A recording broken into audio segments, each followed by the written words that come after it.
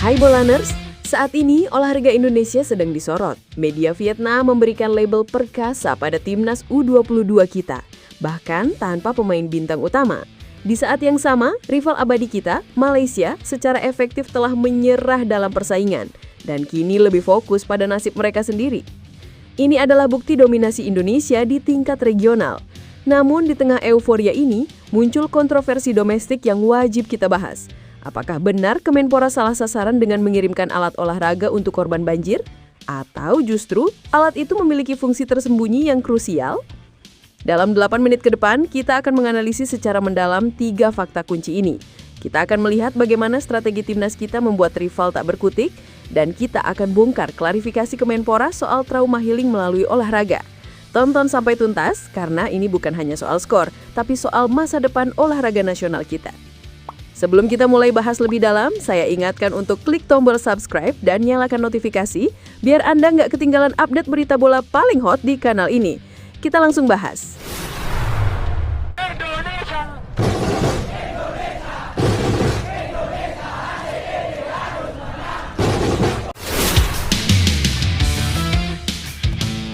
Mari kita mulai dengan pengakuan yang paling jujur, yaitu dari rival utama kita. Media Vietnam, The Tahau 247, secara terbuka memberikan analisis yang menempatkan timnas Indonesia U22 sebagai tim yang sangat perkasa menjelang SEA Games 2025.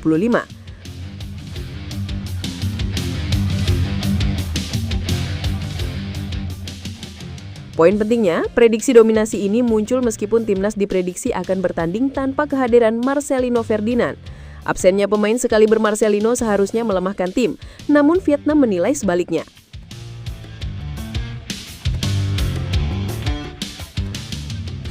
Ini menunjukkan satu hal. Pujian dari Vietnam bukan lagi tertuju pada kehebatan individu, melainkan pada kedalaman skuad dan kualitas pemain lapis kedua. The Tahau 247 melihat bahwa kita memiliki banyak opsi berkualitas dan kolektivitas tim kita merata. Kedalaman skuad inilah yang mereka sebut sebagai ancaman utama. Analisis ini membuktikan bahwa pembinaan kita berhasil menciptakan fondasi tim yang tidak lagi bergantung pada satu superstar.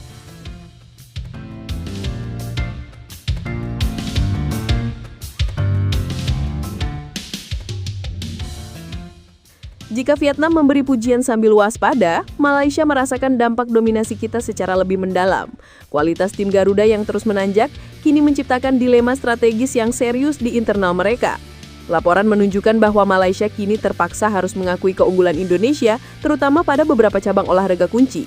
Situasi pengakuan ini menimbulkan kegelisahan dan tekanan di Asosiasi Sepak Bola Malaysia dan Komite Olimpiade Malaysia.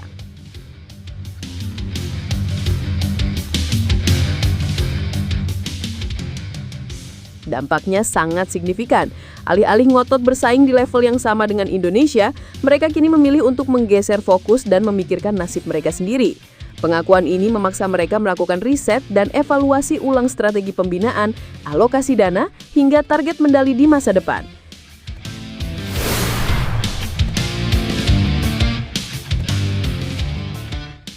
Dominasi kita telah menjadi pemicu koreksi besar-besaran bagi negara-negara rival di kawasan ini.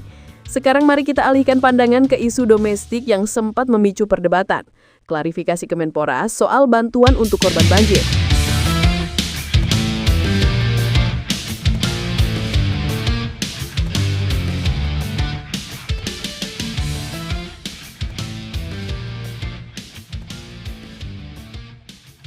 Kementerian Pemuda dan Olahraga sempat dikritik karena dianggap hanya menyalurkan alat olahraga kepada korban bencana.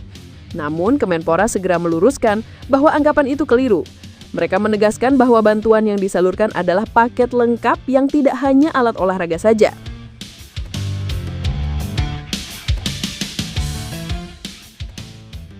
Bantuan tersebut juga mencakup kebutuhan mendesak seperti sembako dan peralatan tidur.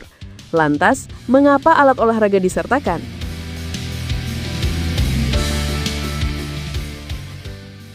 Kemenpora menjelaskan alat olahraga memiliki fungsi yang sangat spesifik untuk program trauma healing.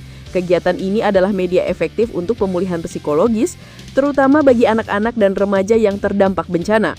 Ini menunjukkan bahwa pemerintah mencoba mengintegrasikan bantuan fisik, sembako, dan kebutuhan mental trauma healing. Dominasi di luar negeri harus didukung oleh kebijakan domestik yang matang, transparan, dan multifungsi seperti ini.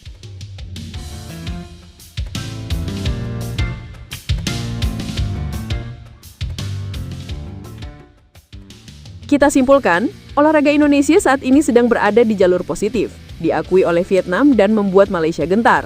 Dominasi ini adalah hasil dari kolektivitas tim dan strategi pembinaan yang berhasil.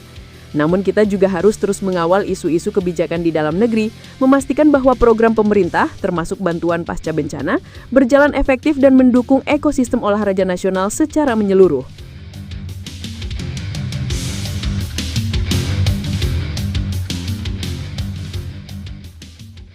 Menurut Anda, strategi apa lagi yang harus dilakukan Indonesia agar dominasi ini bertahan lama? Dan bagaimana pendapat Anda tentang fungsi trauma healing melalui olahraga? Tuliskan komentar Anda di bawah. Jangan lupa like, share, dan subscribe untuk analisis mendalam lainnya. Sampai jumpa!